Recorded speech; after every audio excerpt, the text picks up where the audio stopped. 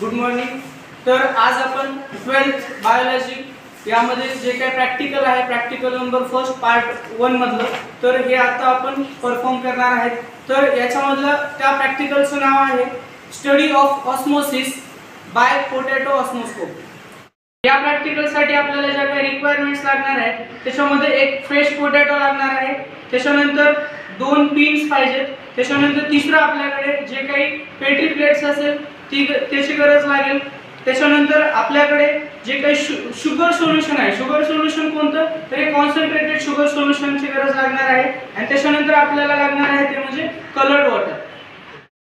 तर आता आपल्याकडे जे काही प्रोसिजर आहे तर या प्रोसिजर मध्ये आपल्याला काय करायचे, जे आपल्याकडे फ्रेश पोटॅटो आहे तर याला आपल्याला करायचे याच्यावरची जी काही स्किन असेल तर ही स्किन आपल्याला याची रिमूव्ह करायची आहे। ओके, तर आम्ही अगोदरच जो पोटॅटो होता त्याची स्किन रिमूव्ह केलेली आहे।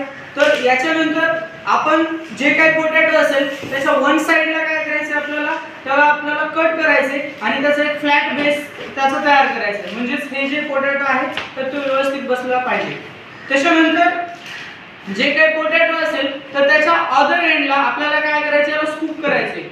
हे आपण स्कूप करून काढून टाकायचं, याच्यामध्ये आपण क्लिअरली पाहू शकत असाल। आणि नंतर हा जो पोटॅटो आहे तर हा पोटॅटो आपण जे काही शुगर सोल्युशन घेतलेलं होतं, कॉन्सन्ट्रेटेड शुगर सोल्युशन, त्याने हा फिलअप करायचा आहे। आणि हा पूर्ण फिलअप करायचा नाहीये, एका मार्क पर्यंत याला काय करायचे, फिलअप करायचे, आणि जिथपर्यंत हे वॉटरचं लेवल आलेलं असेल, म्हणजे या शुगर सोल्युशनचं लेवल आलेलं असेल तिथं आपल्याला एक पिन लावायची आहे, म्हणजेच इनिशियल लेवल आपल्याला नंतर कळायला लागेल।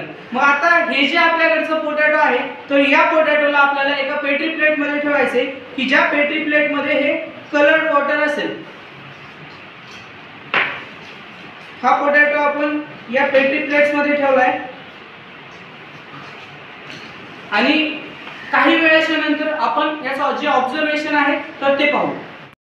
या प्रॅक्टिकलचं जे काही ऑब्झर्वेशन आहे याच्यामध्ये आपण क्लिअरली पाहू शकता की जे काही कॉन्सन्ट्रेशन आहे, म्हणजे जे काही शुगर सोल्युशन होतं याचं जे इनिशियल लेवल होतं तर तिथे आपण टाचणी म्हणजे एक पिन लावलेली होती, आणि नंतर जर काही वेळाच्या नंतर आपण बघितलं तर काय व्हायला लागेल की जे काही तिथलं शुगरचं सोल्युशन होतं तर हे काय व्हायला लागेल, हे इन्क्रीज झालेलं असेल, आणि जिथपर्यंत हे इन्क्रीज झालेलं आहे तर त्या लेवलला आपण अजून एक पिन लावून ठेवायची, जेणेकरून आपल्याला जे काही शुगर सोल्युशन आहे हे कुठपर्यंत राइज अप झाले हे आपल्याला इझिली कळायला लागेल।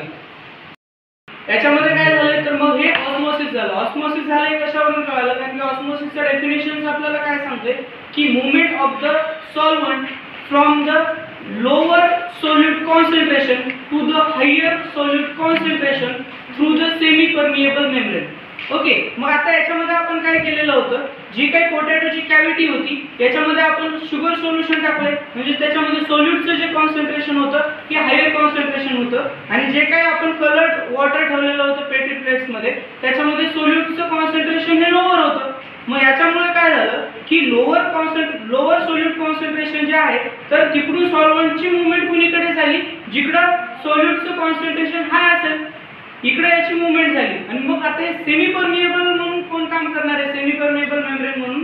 तर हा जो पोटॅटो आहे तर हा पोटॅटो तिथे काय म्हणून काम करायला लागेल, तर तिथे सेमी परमिएबल मेम्ब्रेन म्हणून काम करायला लागेल। ओके, त्याच्यामुळेच आपण सांगू शकतोय की इथे काय झालं, तर इथे ऑस्मोसिस झालं। ओके, म्हणजे जे ऑब्झर्वेशन मध्ये पहिलं काय कळालं, शुगरचं सोल्युशन जे आहे तर त्याचे जे लेवल आहे हे काय झालं, इन्क्रीज झालं, आणि त्याच्यानंतर सेकंड अजून काय सांगू शकतो आपण की जो हा पोटॅटो आहे तर हा पोटॅटोचा जो कलर आहे आणि या पोटॅटोच्या कॅव्हिटी मध्ये जे काही शुगर सोल्युशन आहे हे पण कसं व्हायला लागेल, हे कलर्ड व्हायला लागेल। तर हा होता आजचा आपला एक्सपेरिमेंट नंबर 1।